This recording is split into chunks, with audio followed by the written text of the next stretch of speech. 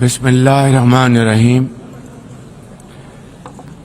لیس البر ان تولوا وجوہکم قبل المشرق والمغرب ولكن البر من آمن باللہ والیوم الآخر والملائکۃ والکتاب والنبیین وآتى المال على حبه ذوي القربى واليتامى والمساکین وابن السبیل والسائلین فی الرقاب وأقام الصلاة وآتى الزکاة والمؤفون بعہدہم اذا عاہدوا والصابرین فی البأساء والضراء وحین البأس اولئک الذین صدقوا واولئک المنفقون. Madam President, Excellencies, ladies and gentlemen, Assalamu alaikum and a very good morning. I wish to congratulate Her Excellency Annalena Baerbock on assuming the presidency of the 80th session of the United Nations General Assembly. I also commend Secretary General Antonio Guterres for his bold leadership of the United Nations in testing times. Ladies and gentlemen, our world is more complex today than ever before. Conflicts are intensifying, international law is being brazenly violated, humanitarian crises are multiplying, terrorism remains a potent threat, disinformation and fake news undermine trust, climate change threatens our very survival, and more so countries like Pakistan. Today, multilateralism is no more an option, it is need of the hour. Excellencies, Pakistan's foreign policy, guided by the vision of Quaid-e-Azam Muhammad Ali Jinnah, is based on peace, mutual respect and cooperation. We believe in the peaceful settlement of disputes through dialogue and diplomacy. Last year, from this very podium, I had warned that Pakistan would act most decisively against any external aggression. Those words of mine proved true. I hope it didn't. But then, that is destiny. When in May this year, my country confronted unprovoked aggression from our eastern front, the enemy came shrouded in arrogance. We sent them back in humiliation, delivering our bloody nose. Excellencies, India sought to extract political gains from a human tragedy by spurning my sincere offer of an independent international investigation into the Pahalgam incident. Instead, it attacked our cities and targeted our innocent civilians. When our territorial integrity and national security were violated, our response was in accordance with the right of self-defense under Article 51 of United Nations Charter. Our valiant armed forces, under the stellar leadership of Field Marshal Syed Asim Munir, mounted an operation of stunning professionalism, bravery and acumen, repulsing the enemy's attack under Air Chief Marshal Zahir Babar Sidhu. Our falcons took flight and etched their answer across the skies, resulting in 7 of the Indian jets turned to scrap and dust. A decisive response.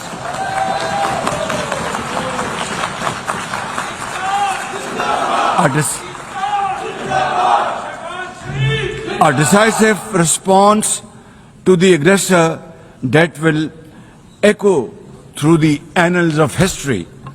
To the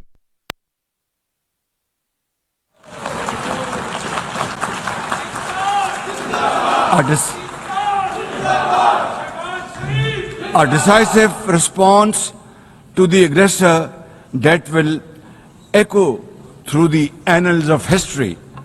To the fearless architects of this victory, to every officer and soldier, heirs of our martyrs, their names are forever engraved in glory.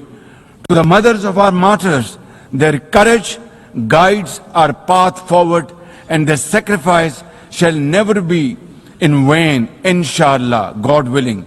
And to every Pakistani, you stood as one unbreakable wall, a bunyanum marsus. Excellencies, though in a position of strength, Pakistan agreed to a ceasefire facilitated by President Donald Trump's bold and visionary leadership. We express our deep appreciation to him and his team for their active role in bringing about the ceasefire. President Trump's efforts for peace helped avert a more threatening war in South Asia. Had he not intervened timely and decisively, the consequences of a full-fledged war would have been catastrophic. Who would have lived to tell what happened?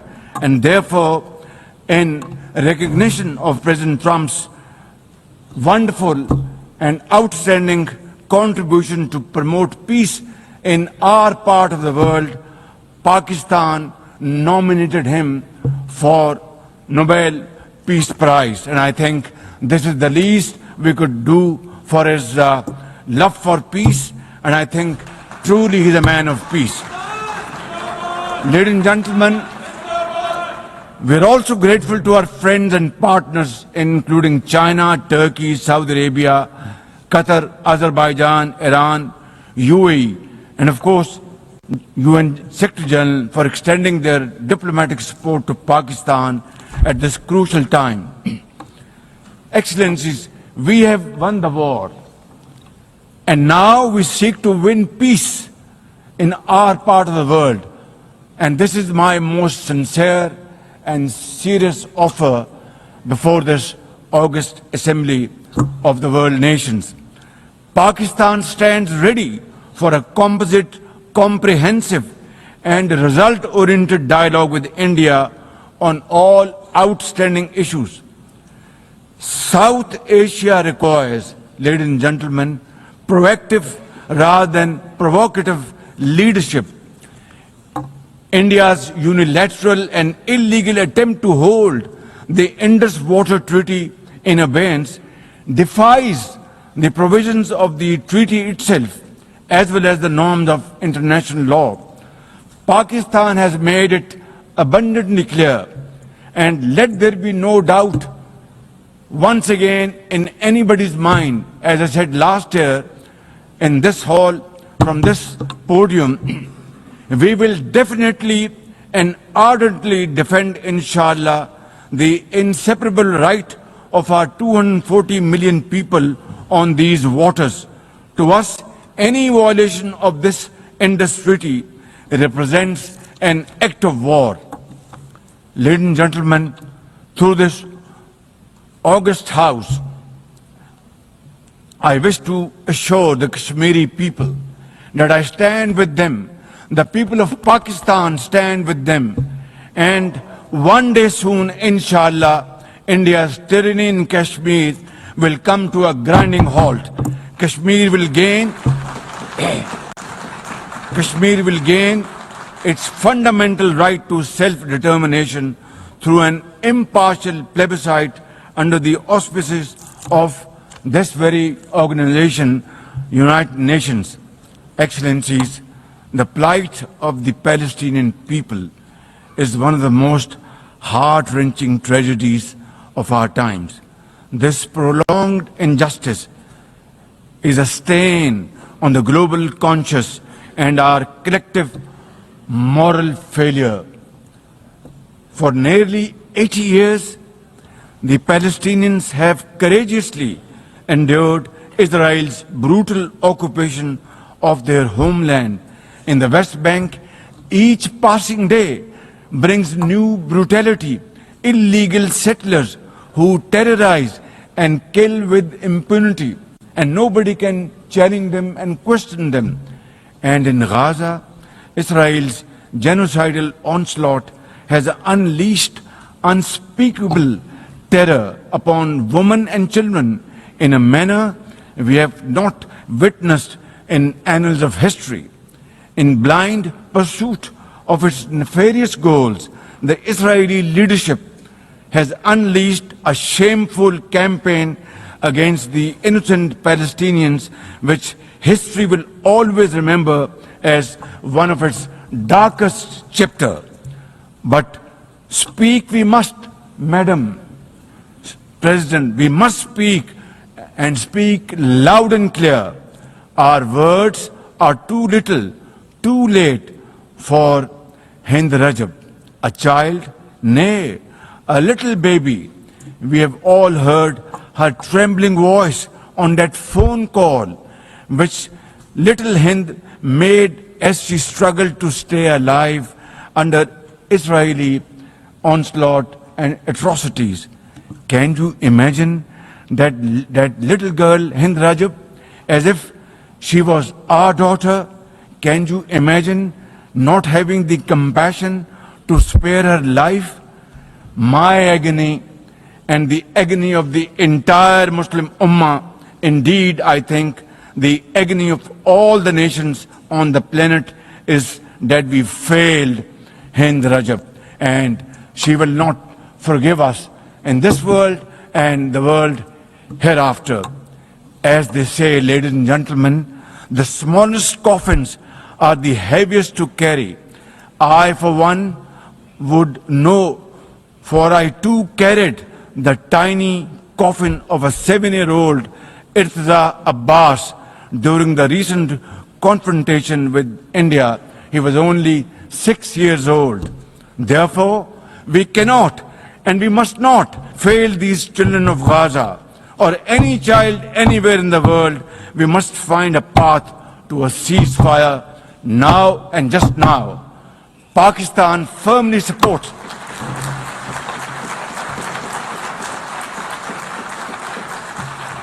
Ladies and gentlemen, Pakistan firmly supports the demand of the Palestinian people for the establishment of a sovereign Palestinian state with pre-1967 borders and Al-Quds Sharif as its capital. Palestine can no longer remain under Israeli shackles.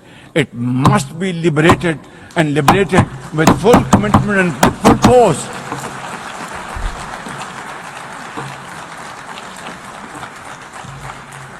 Excellencies, as far as Pakistan is concerned, we were among the first to recognize Palestinian statehood in 1988.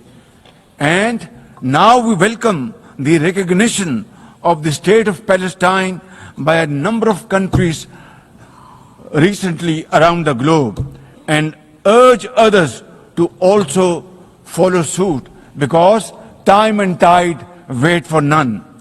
We are further grateful for President Trump's timely initiative to invite Arab Islamic states 3 days ago here in this building for a consultative session at the United Nations. And I was also part of that consultative process. And I think, and I hope and pray to God that it has rekindled hope for a ceasefire in the nearest future, for which the credit must again be attributed to President Trump for this peace initiative.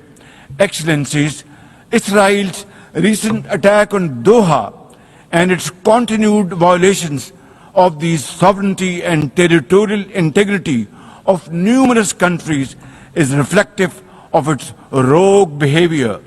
Pakistan stands unwaveringly with our brothers and sisters in Qatar. We also support all efforts for a peaceful resolution of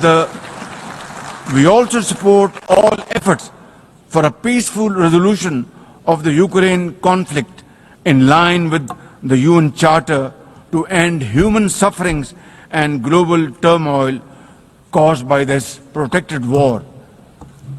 Madam President, Pakistan condemns terrorism in all its forms and manifestations. For over 2 decades, Pakistan has been at the front line of global counter-terrorism efforts, having suffered over 90,000 people.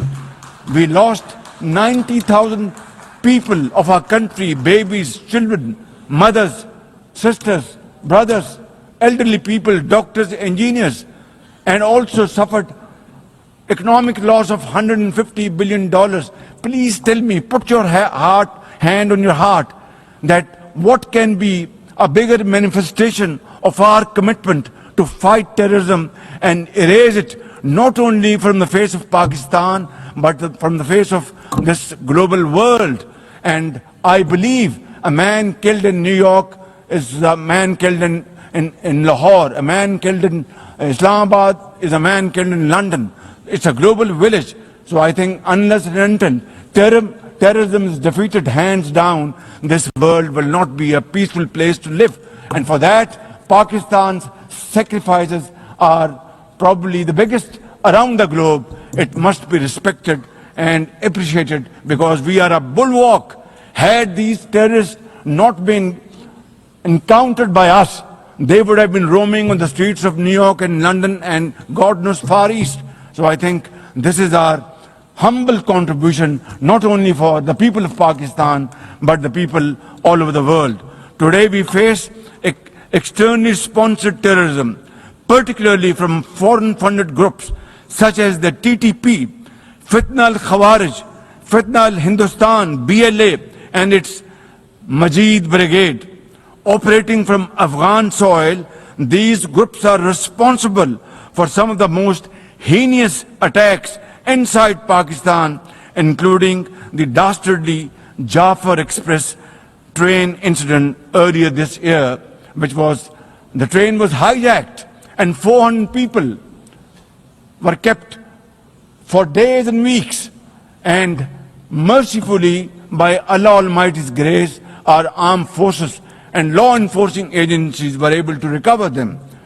Now, as an immediate neighbor and a brotherly country of Afghanistan, Pakistan has a direct stake in a peaceful Afghanistan.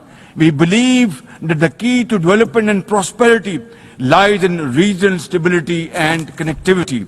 Pakistan continues to engage with all partners to extend humanitarian assistance, promote economic recovery, and encourage inclusive political framework in Afghanistan.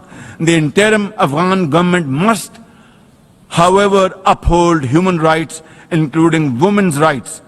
Above all, we expect that Afghan interim government to take effective action against terrorist groups and to ensure that Afghan soil is not used for terrorism against any country. Ladies and gentlemen, there must be no space for hate speech, discrimination or violence against any person or against any religion. Hate-driven ideologies such as India's Hindutva-driven extremism pose a danger to the entire world. While there is growing recognition of the dangers posed by Islamophobia, the imperative of effectively combating this menace can hardly be overemphasized. Pakistan welcomes the appointment of a UN Special Envoy to combat this scourge. Ladies and gentlemen, while we are confronted with the climate crisis, it demands the most urgent collective action. In 2022, Pakistan faced massive floods of humongous proportions that caused huge losses amounting to $34 billion and many valuable lives lost. This year again, we are dealing with another mega flood with thousands of villages washed away from the face of the earth, millions of people displaced, more than 1,000 killed, and billions of dollars of crop, livestock and property washed away, lost to flood waters. Our nation stands united in these testing times, and we are dealing with this natural calamity with remarkable resilience by the grace of God. I have declared a climate emergency to cope with this challenge. The catastrophic floods of 2022 and 2025 this year are glaring examples of loss and damage caused due to climate change. Pakistan, to the contrary, my honorable guests in this hall and through the cameras around the globe, Pakistan contributes less than 1% of global emissions annually, yet it continues to face the relentless brunt and muddy waves of climate change. And then we are told to borrow loans and add on to our debt, huge debt pillars we have over the period of time. This is not fairness. This is not equality. This is not justice. This is not fair play. How can you expect a country which is a developing country facing humongous flood challenges every year due to climate change and no fault of ours, and yet we are told to borrow more loans?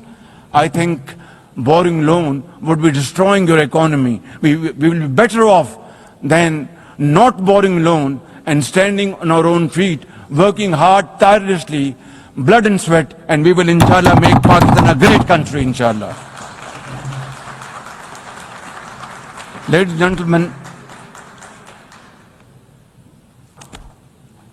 while we deal with climate change, I bear good tidings on the domestic economic front. Socio-economic development and the welfare of our people are among my government's foremost priorities. We have successfully implemented deep-rooted structural macroeconomic reforms, modernized and broadened our taxation system, intensified efforts to mobilize productive investment, and embraced digitization, AI, and crypto as the tools of the future.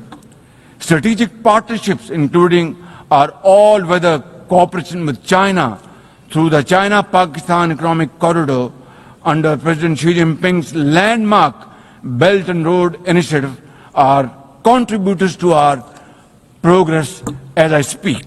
I admire the vision and foresight of President Xi Jinping, whose recently launched Global Governance Initiative, along with other global initiatives, offers a comprehensive framework for a more just, fair and inclusive development.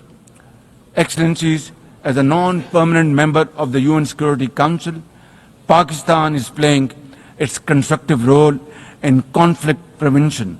The unanimous adoption of Resolution 2788 under our presidency of the Council has renewed our collective commitment to multilateralism, respect for the UN Charter, and effective implementation of UN Security Council resolutions. Excellencies, at the end, let me assure you that Pakistan will always stand for peace, justice and development, for a revitalized United Nations, and for cooperative and multilateralism that is fair and inclusive and delivers for all. Therefore, let this 80th anniversary not simply commemorate history, let us make history and chart a future for the next 80 years with these United Nations as enduring hope for global good. Let us truly strive to become better together. Thank you very much. United Nations, long live. God bless you.